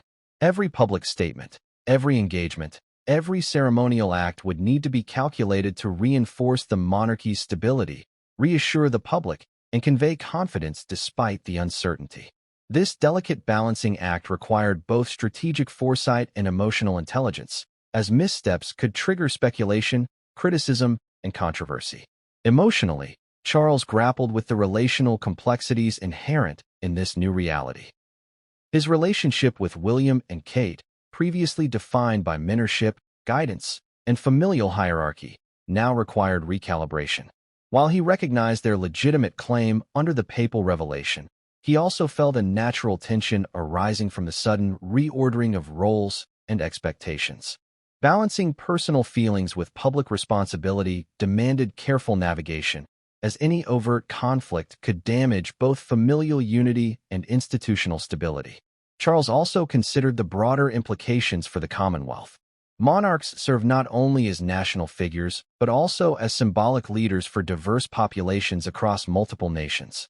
The papal revelation introduced potential questions about legitimacy, continuity, and authority. Charles recognized the need to reassure international partners that the monarchy remained stable, credible, and capable of fulfilling its constitutional and ceremonial duties. Diplomatic outreach became a priority, with advisors drafting letters, arranging calls, and preparing statements for key leaders and representatives to maintain confidence and trust. Internally, Charles reflected on his personal legacy. Beyond the immediate implications of succession, he considered how his decades of service, advocacy on environmental issues, charitable initiatives, and global diplomacy would be perceived in light of the revelation. Could he redefine his role as a transformative figure within the monarchy, even without formal kingship? How could he leverage his experience, wisdom, and influence to support William and Kate while maintaining personal dignity and relevance? These questions shaped both his strategic planning and his emotional reconciliation with the unfolding reality. Charles also grappled with the public's perception of divine authority in monarchy. The Pope's declaration invoked centuries of theological significance and spiritual weight. Charles, long mindful of the monarchy's intersection with the Church of England, understood the delicate dynamics at play. Balancing respect for spiritual guidance with the practical realities of constitutional governance required both prudence and creativity. Every engagement with ecclesiastical leaders, every statement regarding faith and duty, had to be measured to reinforce legitimacy while acknowledging the extraordinary nature of the papal revelation. In parallel, Charles confronted the psychological impact of historical scrutiny. Scholars, biographers, and media commentators would inevitably examine his reign, achievements, and conduct through a new lens. Questions of ambition, preparedness, and personal conduct would dominate discourse, requiring both resilience and strategic communication. Charles understood that while history could be shaped by public perception, it also demanded authenticity and consistency. Navigating this duality became a central component of his approach to the revelation and the unfolding succession plan. Amid the strategic, public, and historical considerations, Charles also allowed himself private reflection. In moments of solitude, he contemplated the fleeting nature of ambition, the impermanence of status, and the enduring significance of service and character. These reflections, grounded in both humility and self-awareness, informed his approach to the unprecedented challenge. By integrating strategic foresight with emotional intelligence and ethical consideration, Charles sought to navigate a path that would honor both the monarchy and his personal values. The weeks following the revelation were a whirlwind of activity. Charles managed public engagements, private consultations, and family meetings with an eye toward balance and effectiveness. He reinforced the continuity of the monarchy, ensured diplomatic reassurance, and maintained ceremonial obligations, all while integrating the reality of William and Kate's impending direct ascension. Every action, every decision, and every communication reflected the delicate interplay of authority, perception, and legacy. By the end of this initial phase, Charles had transformed from a monarch in waiting facing potential eclipse into a strategic architect of continuity. His shock evolved into purposeful action, his personal disappointment into constructive leadership, and his uncertainty into deliberate influence. Though the papal revelation altered the traditional trajectory of succession, Charles demonstrated resilience, adaptability, and a commitment to institutional stability that would define his response to an unprecedented moment in royal history. The news from the Vatican was a seismic shock, not only for Charles, but also for the younger generation of the monarchy. Prince William and Kate Middleton, long groomed for a future intertwined with the royal legacy, suddenly found themselves thrust into a reality far more immediate and profoundly transformative than anyone could have anticipated. In one moment, the traditional sequence of succession, the careful, centuries-old choreography that had been presumed inviolable, was upended. Suddenly, William and Kate were not simply heirs apparent, but central actors in a narrative that would redefine the monarchy itself. William's first reaction was a complex mixture of astonishment, responsibility, and a growing sense of resolve. He had spent decades observing his father's preparation for kingship, understanding the weight of history and the intricate obligations that accompany the crown. Yet now, with the papal revelation asserting that Charles would be bypassed, William realized that the moment he had always imagined was arriving far sooner than expected, and in circumstances that demanded careful navigation. The weight of the revelation was matched only by the unprecedented visibility it thrust upon him and Kate, forcing a recalibration of both personal and institutional priorities. Kate's response, equally layered and emotionally charged, combined astonishment with determination. Throughout her tenure as Duchess of Cambridge, she had mastered the art of balancing public poise with private diligence, cultivating an image of grace, empathy, and quiet strength. Now, with the prospect of direct ascension to Queen alongside William, she faced a challenge that tested both her public acumen and her private resilience. The revelation required a rapid transformation from supportive consort to central figure, a role demanding not only ceremonial elegance, but also strategic insight, diplomatic savvy, and moral authority. Together, William and Kate approached the unfolding reality with a measured, strategic mindset. They immediately convened private meetings to discuss both public and internal communications, ensuring that their response would be dignified, unified, and authoritative. They weighed the implications of the papal proclamation carefully. How to honor tradition while acknowledging the extraordinary circumstances. How to reassure the public of stability while embracing a future that had been altered in ways previously unimaginable. Every decision was scrutinized through the dual lens of public perception and historical legacy, recognizing that their actions would set a precedent for generations to come. The emotional landscape for William and Kate was intricate. William, long aware of the pressures and expectations inherent in monarchy, now faced the dual challenge of personal responsibility and institutional stewardship. Kate, equally mindful of the public's scrutiny and the monarchy's expectations, grappled with the need to maintain composure, inspire confidence, and project stability. Their partnership became both a personal anchor and a public symbol, a testament to unity and resilience in the face of extraordinary change. Strategically, William and Kate recognized that the papal revelation demanded immediate action on multiple fronts. Public perception, media narrative, and internal palace dynamics all required careful attention. They collaborated closely with advisors, communication specialists, and constitutional experts to formulate a plan that balanced transparency with discretion. They considered every potential scenario: ceremonial adjustments, public statements, diplomatic outreach, and internal succession protocols. The complexity of their task was amplified by the unprecedented nature of the situation, requiring not only foresight but also adaptability, judgment, and poise. Within the royal family, William and Kate's roles were recalibrated almost instantaneously. The new reality positioned them at the center of both ceremonial and operational aspects of monarchy, with responsibilities typically reserved for a reigning monarch. They began to receive briefings, attend high-level consultations, and engage with government officials, all while maintaining public engagements and personal obligations. The accelerated pace of preparation demanded both stamina and composure, challenging them to embrace leadership in its fullest sense while navigating a deeply personal transition.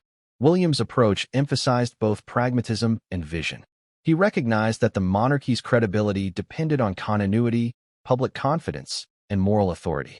Every decision, whether related to charitable initiatives, ceremonial events, or diplomatic relations, needed to reinforce these principles while acknowledging the extraordinary circumstances of their ascent. He balanced the need for immediate action with long-term planning, ensuring that the monarchy remained adaptable, resilient, and responsive to both tradition and contemporary expectations. Kate's approach complemented William's strategy through a focus on empathy, communication, and public engagement.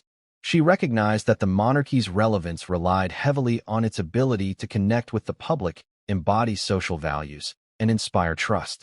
Her preparation involved not only mastering ceremonial protocol, but also engaging with communities, charitable organizations, and social initiatives, reinforcing the monarchy's image as both approachable and authoritative. Kate's poised leadership became a stabilizing force, projecting confidence while maintaining sensitivity to the broader implications of the papal revelation. Together, William and Kate also considered the emotional impact of bypassing Charles. They understood the potential tension within family dynamics and sought to navigate these complexities with discretion, respect, and compassion. Private discussions and family consultations became a cornerstone of their approach, ensuring that relationships remained constructive even amid unprecedented disruption. Their commitment to maintaining unity and honoring familial bonds underscored a broader understanding of monarchy as both an institution and a family legacy, highlighting the intersection of personal duty and public responsibility. The preparation extended beyond internal and familial considerations. William and Kate also engaged with constitutional scholars, government officials, and international representatives to ensure that the monarchy's transition aligned with legal and diplomatic frameworks. These consultations addressed questions of authority, ceremonial precedents, succession protocols, and public messaging, emphasizing the importance of maintaining stability and legitimacy during a period of extraordinary change. Every engagement reinforced the monarchy's credibility, signaling both readiness and prudence in responding to the papal revelation. In public appearances following the revelation, William and Kate projected a blend of dignity, reassurance, and quiet determination. Their interactions, speeches, and ceremonial conduct were carefully calibrated to reinforce stability, continuity, and unity, signaling to the nation and the world that the monarchy remained strong, capable, and forward-looking despite the unprecedented circumstances. Observers noted the poise and confidence exhibited by both, recognizing the careful balance between personal emotion and public responsibility. Internally, the couple also addressed the practicalities of their accelerated path to kingship and queenship. Ceremonial protocols, succession documentation, staff reorganization, and public engagement schedules all required rapid adjustment. They undertook meticulous planning, leveraging the experience and guidance of senior royal advisors while also asserting their own judgment and vision. The intensity of preparation underscored the gravity of their responsibilities and the transformative nature of their unexpected ascent. Ultimately, William and Kate's response reflected a profound combination of foresight, resilience, and strategic acumen. They embraced the opportunity presented by Pope Leo XIV's revelation, transforming potential disruption into a structured, thoughtful, and dignified approach to leadership.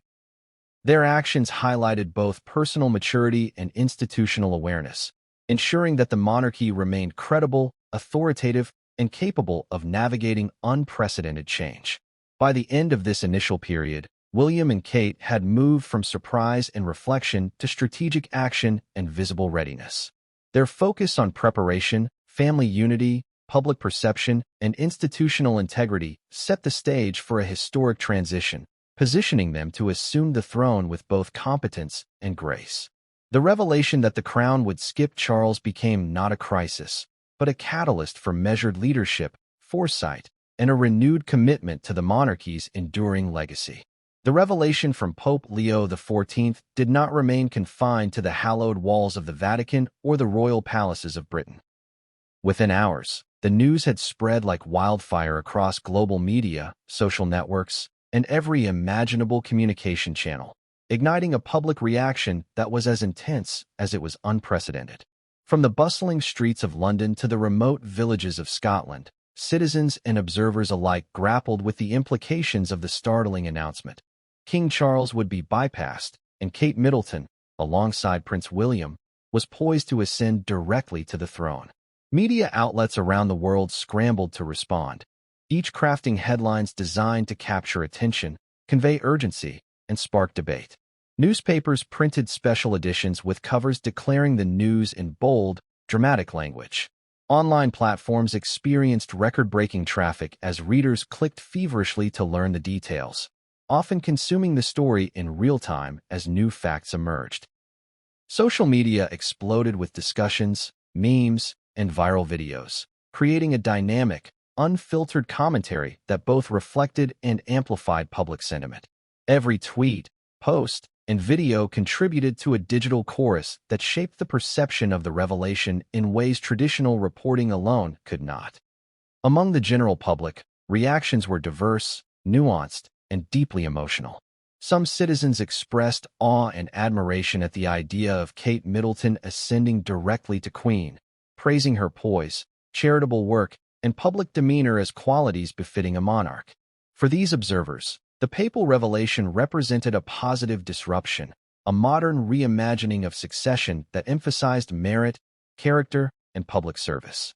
In cafes, offices, and homes across the country, conversations buzzed with speculation about how Kate would lead, what changes might occur, and how her influence alongside William could reshape the monarchy for a new era. Conversely, other segments of the public experienced shock, confusion, or outright dismay. Many had long accepted the traditional line of succession as immutable, and the prospect of bypassing King Charles challenged deeply ingrained assumptions about history, hierarchy, and the stability of the crown. Skeptics questioned the legitimacy of the papal revelation, debating whether it reflected divine will, hidden royal planning, or political maneuvering within both the Vatican and the palace. In town halls, online forums, and private discussions, citizens dissected every possible angle, seeking to understand the broader ramifications for governance, diplomacy, and national identity. Political analysts and constitutional experts entered the conversation, providing context, interpretation, and cautionary perspectives. They highlighted the extraordinary nature of the event, noting that while the monarchy is a symbolic institution, it carries real influence and requires legitimacy in the eyes of both citizens and international observers. Questions arose about the mechanisms by which succession could legally bypass Charles, the role of religious endorsement in state matters, and the potential challenges the new line of succession might face. These expert opinions provided a framework for understanding the implications beyond the emotional and social dimensions, grounding the public discourse in historical precedent, legal theory, and institutional practice. International media coverage further amplified the frenzy. Headlines from New York to Tokyo, Sydney to Paris recounted the story with varying emphases, often framing it within narratives of intrigue, prophecy, and royal drama. Commentators speculated on the diplomatic implications, the potential for constitutional debate, and the broader symbolic resonance of a monarchy responding to divine guidance. Crowdsourced reactions from social media were highlighted in news segments, giving a voice to individuals across continents and demonstrating the global fascination with the British monarchy. Kate Middleton and William were instantly elevated to a status that combined celebrity, authority, and historical significance. The response of journalists themselves became part of the story. Newsrooms organized rapid investigative teams, reaching out to palace insiders, Vatican sources, and historians to verify details, uncover context, and anticipate the next developments. Interviews with former royal aides, biographers, and theologians offered a mixture of confirmation, speculation, and sensational commentary. Analysts debated whether the papal revelation was a long-planned strategic move, a genuine reflection of divine insight, or a complex interplay of religious, political, and dynastic factors. The media frenzy was relentless, feeding itself with every new angle and intensifying public engagement. Public gatherings, protests, and celebrations mirrored the intensity of media coverage. In front of Buckingham Palace, hundreds of citizens gathered with banners, flags, and placards, some celebrating the potential rise of Kate as queen, others expressing concern or disappointment over Charles being bypassed. Street interviews captured a mosaic of opinions: admiration for Kate's grace and leadership, skepticism over the sudden shift in succession, and curiosity about how the monarchy would navigate such an unprecedented situation. Television crews broadcast live reactions, capturing the immediacy and raw emotion of a populace grappling with historic news. Social media platforms became arenas for both celebration and critique. Hashtags proliferated overnight, trending globally as millions shared thoughts, images, and videos related to the revelation. Memes depicted Kate as a heroic figure, William as a visionary leader, and Charles in dramatic, sometimes humorous, scenarios reflecting his unexpected exclusion. Influencers, public figures, and commentators contributed to the conversation, each adding their unique voice and perspective. The viral nature of these discussions ensured that the narrative was shaped not only by traditional media, but also by the collective creativity and opinion of a digitally connected public. The public reaction also extended to debates about the monarchy's role in contemporary society. For some, the papal revelation highlighted the potential for adaptability, moral authority, and alignment with modern values. Kate's rise was seen as emblematic of a monarchy that could respond to merit, virtue, and public engagement rather than mere birthright. For others, the disruption raised concerns about stability, precedent, and transparency. Questions arose about the influence of religious figures in state affairs, the accountability of royal decisions, and the balance between tradition and innovation. These debates enriched the public discourse, encouraging critical reflection on the monarchy's evolving place in modern governance and culture. Amid the frenzy, official communications from the palace were carefully calibrated to maintain dignity, clarity, and reassurance. Statements emphasized continuity, respect for tradition, and preparedness for future responsibilities, while acknowledging the extraordinary nature of the situation. William and Kate were depicted as confident, ready, and unified, projecting stability and competence. Media coverage highlighted these messages, amplifying their impact and shaping public perception. Every press release, speech, and ceremonial appearance was scrutinized, interpreted, and discussed, demonstrating the delicate interplay between public relations, institutional integrity, and citizen engagement. Religious commentary, particularly from within the Anglican Church, added another layer to the public reaction. Clerics, theologians, and commentators analyzed the significance of papal involvement in the succession, debating the theological, symbolic, and practical implications. Discussions explored whether this revelation represented divine guidance, a historic convergence of faith and governance, or a symbolic affirmation of moral leadership. These interpretations enriched the conversation, connecting the public's fascination with spiritual reflection, historical continuity, and societal values. In the midst of the media frenzy, ordinary citizens found themselves emotionally invested in the story. Families discussed the implications around dinner tables, students debated in classrooms, and communities engaged in spirited exchanges about history, morality, and leadership. The revelation became a shared cultural moment, fostering dialogue, curiosity, and civic engagement.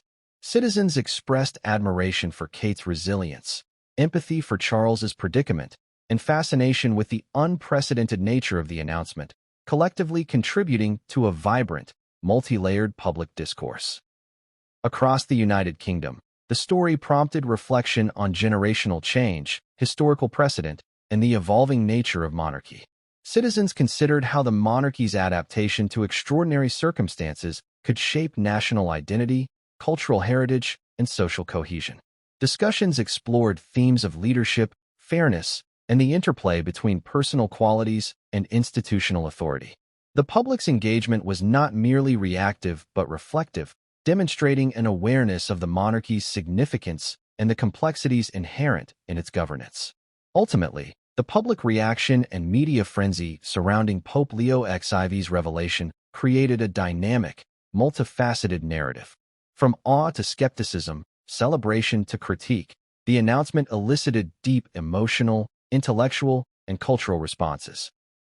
The interplay between traditional media, digital platforms, expert analysis, and citizen commentary generated a layered understanding of the event, ensuring that the story remained at the forefront of public consciousness. The revelation not only reshaped perceptions of succession but also catalyzed conversations about morality, leadership, and the role of monarchy in contemporary society, reinforcing its enduring significance and relevance. The chapter concluded with the realization that the public's response was not a monolithic entity, but a mosaic of perspectives, emotions, and reflections. It demonstrated the profound impact of media, communication, and collective engagement in shaping historical narratives. William and Kate's ascent, framed by the papal revelation, was now not just a matter of royal protocol, but a story woven into the social, cultural, and emotional fabric of the nation. As debates raged, celebrations occurred, and speculation continued, one truth remained clear. The monarchy had entered a new era, defined by both extraordinary circumstances and the public's ever-watchful gaze. The announcement by Pope Leo XIV did not occur in isolation. It was the culmination of years of strategic deliberation, careful observation, and meticulous orchestration within the Vatican. Far from being a spontaneous declaration, the revelation reflected a complex interplay of religious authority, historical insight, and geopolitical calculation. To fully understand why the Pope chose this moment to disclose the extraordinary prophecy regarding Kate Middleton and the bypassing of King Charles, one must first explore the Vatican's historical influence over monarchies, its enduring interest in succession, and the spiritual as well as political calculus that shapes papal decisions. The Vatican has, for centuries, maintained a delicate yet influential relationship with European royalty.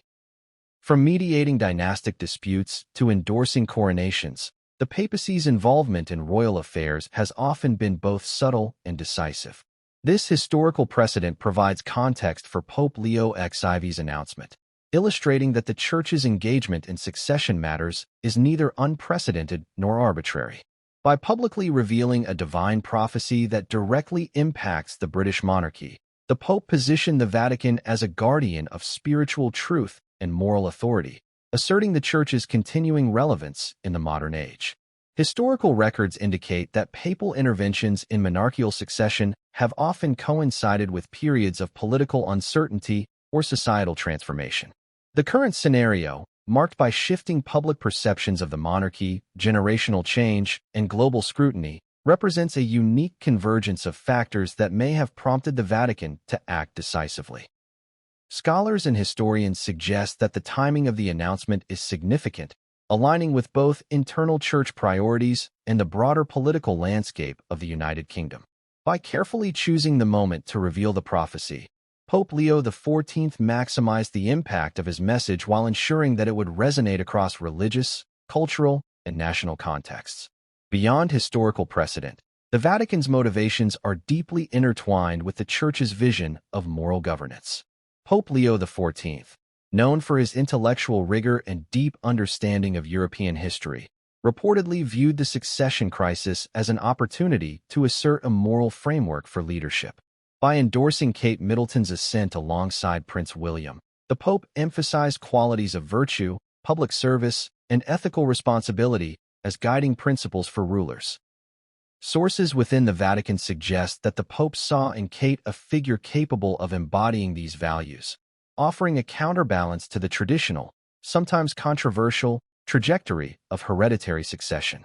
In this sense, the announcement was not merely symbolic, but a strategic moral intervention aimed at shaping the character and ethos of the next generation of monarchy. The strategic dimensions of the Vatican's involvement extend to diplomatic and geopolitical considerations. Analysts argue that the announcement serves multiple functions, reaffirming the Church's influence, strengthening ties with the British monarchy, and signaling to the global community the Vatican's continued role in shaping historical narratives. By aligning the revelation with both spiritual prophecy and practical considerations, Pope Leo XIV created a narrative that is simultaneously authoritative, persuasive, and difficult to ignore. This dual emphasis on faith and strategy reflects a sophisticated understanding of modern media, public perception, and the mechanisms by which influence is exercised in contemporary society. Inside the Vatican, the decision to disclose the prophecy was reportedly preceded by extensive consultation with theologians, historians, and diplomatic advisors. Confidential documents suggest that the papal office conducted a comprehensive review of historical precedents, succession laws, and public sentiment, weighing potential risks and benefits. The objective was clear: to deliver a revelation that would be accepted as both spiritually legitimate and socially credible, thereby minimizing controversy while maximizing impact. This careful orchestration underscores the strategic nature of the announcement, demonstrating that it was not a spur-of-the-moment declaration, but a calculated maneuver with far-reaching implications. Religious scholars within and outside the Vatican emphasize the theological significance of Pope Leo XIV's prophecy. The assertion that divine guidance has selected Kate Middleton as the rightful partner to the future king resonates deeply within Catholic doctrine, which upholds the intersection of moral virtue and leadership. The Pope's statement can be interpreted as a reaffirmation of this principle, signaling that spiritual discernment, rather than mere hereditary claim, should inform leadership. This perspective provides a moral rationale for bypassing King Charles, framing the succession as a divine imperative rather than a political maneuver. By invoking prophecy, the Pope elevated the discussion from legalistic debate to a broader moral and spiritual discourse, compelling both the monarchy and the public to consider ethical dimensions alongside procedural norms. The Vatican's strategic role also involves subtle psychological influence. By publicly revealing the prophecy, Pope Leo XIV created a narrative that shapes perception, anticipation, and behavior within the monarchy and beyond. Charles, William, and Kate are now operating under a framework that blends spiritual expectation with societal scrutiny. Every decision, public appearance, and private negotiation is now imbued with heightened significance, as observers interpret actions through the lens of papal endorsement. This psychological dimension ensures that the Vatican's influence extends beyond mere announcement, permeating the decision-making processes of those directly involved and indirectly affecting public attitudes toward the monarchy. Moreover, the Vatican's motivations intersect with the broader discourse on modern monarchy. As societies evolve, questions about merit, ethical leadership, and public accountability gain prominence. By endorsing Kate Middleton, Pope Leo XIV contributed to a redefinition of monarchical values, emphasizing competence, empathy, and public engagement over traditional hierarchy. This intervention positions the Church as a moral compass, guiding both rulers and citizens in navigating complex ethical terrain. Analysts note that such guidance has the potential to reshape perceptions of monarchy not only in Britain but globally, establishing a precedent for integrating moral authority with institutional leadership. The Pope's announcement also carries implications for interfaith and international relations. By engaging directly with the British monarchy, the Vatican demonstrates its capacity to influence political and cultural structures beyond Catholic-majority nations. Diplomatic channels are reportedly abuzz, with ambassadors, state officials, and religious leaders analyzing the announcement's potential impact on alliances, ceremonial protocols, and historical partnerships. This proactive engagement exemplifies the Vatican's dual strategy, reinforcing spiritual authority while strategically positioning itself within the global socio-political framework. Speculation about hidden motivations has further fueled intrigue. Conspiracy theorists, royal watchers, and historians debate whether the Pope's revelation reflects long-standing secret agreements, responses to palace factions, or insights from confidential archives. Some posit that centuries-old documents detailing succession contingencies were rediscovered, prompting the Vatican to act. Others suggest that internal palace dynamics, including perceived shortcomings of King Charles and the popularity of William and Kate, influenced the timing and content of the announcement.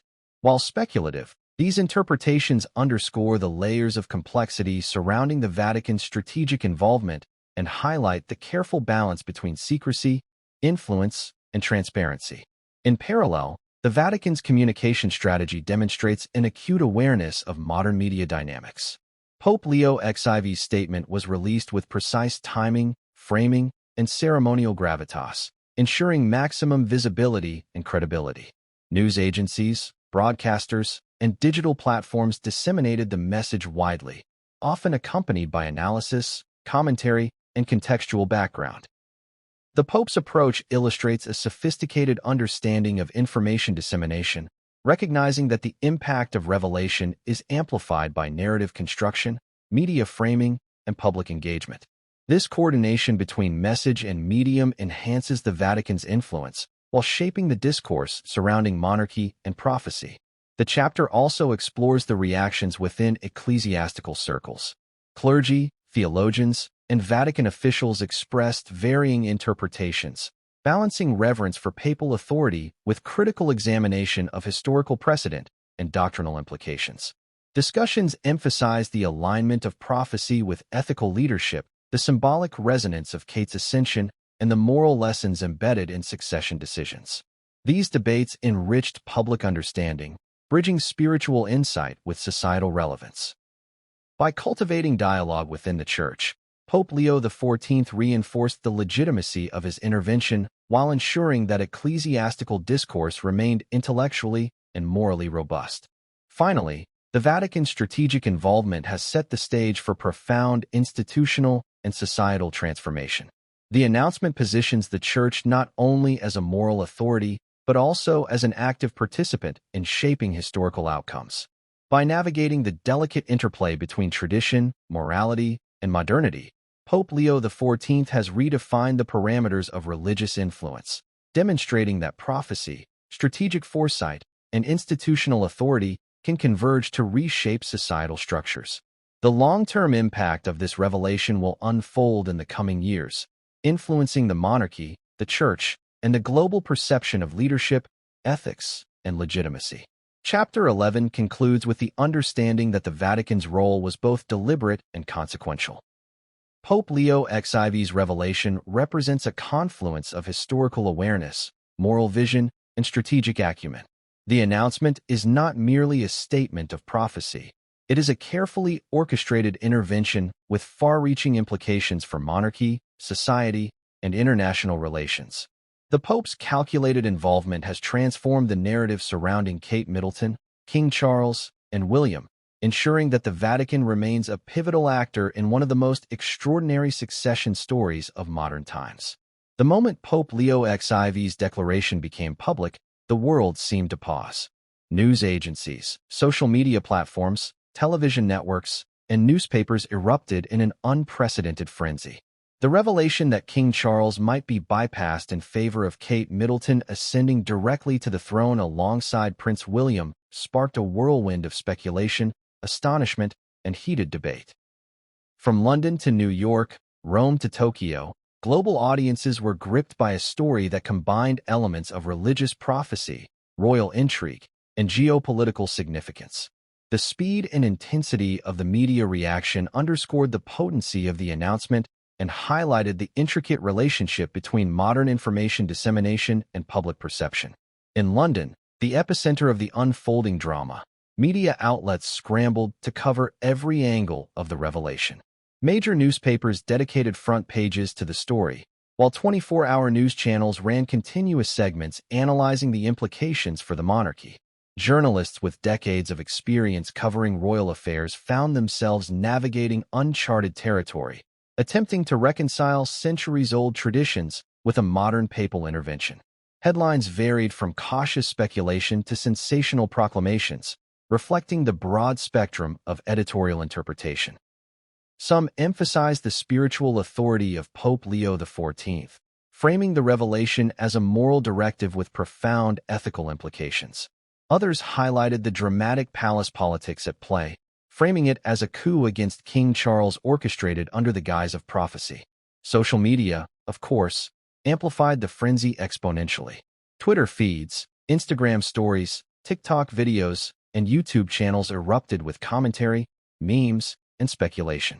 Influencers, celebrities, and political commentators weighed in, each adding their voice to the global conversation.